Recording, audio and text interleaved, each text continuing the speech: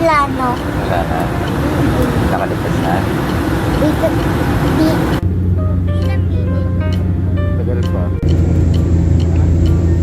Ito ang unang sakay ko sa eroplano. Maaga ang flight namin ni Papa papuntang Legazpi. Papasyaran namin si ate. First time ko kaya medyo excited ako kung anong feeling ng pagsakay sa eroplano. Dati nagkukwento lang siya sa akin kung ano ang feeling sa loob ng eroplano. Ngayon, ako na ang makaka-experience. Hindi malaking eroplano itong sinasakyan namin. Pan-domestic flight lang kasi siya. Propeller type siya. Yung parang ginagamit ng mga Hapon nung sinakop nila ang Pilipinas.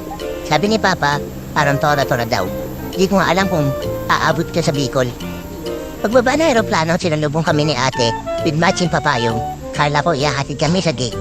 Dito kami muaba sa bago nilang airport, sa Bicol International Airport. Yung dati daw kasi nilang airport is doon sa Legazpi. Baka natin gamit natin dyan, be.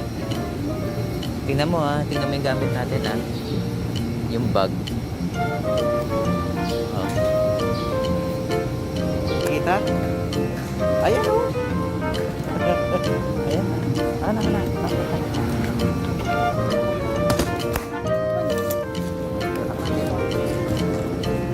Wala kami sinayang na oras, dinala agad kami ni ate dito sa Kasagkag sa Waruwin, isa sa tourist spot dito sa Bicol.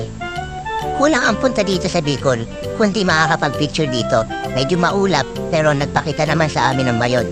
Sabi kasi nila, dito, pag hindi daw nagpakita sa iyo ang bayon, natatakpan siya na maulap at di mo nakita ng buo. Hindi ka daw welcome dito.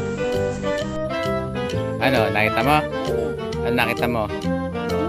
Moon. Nakita ng moon. Ah. Ano nakasulat? Hello, Mayon. Ito nga pala si ate, siya ang pinuntahan namin dito at siya ang tour guide namin ngayon. Kaya alam, siya yung tour guide na ayaw magsalita, masyado mahihain. Igligod na lang daw namin yung mga nakikita namin. Ayan, sa Flamingo.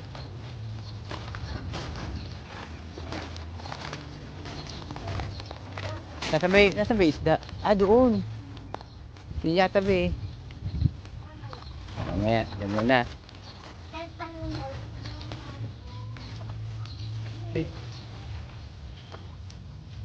Ay, dami.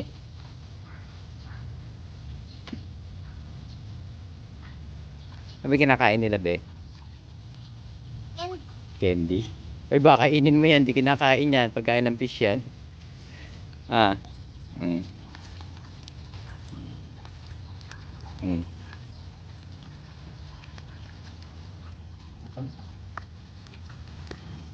Gutom na sila, no?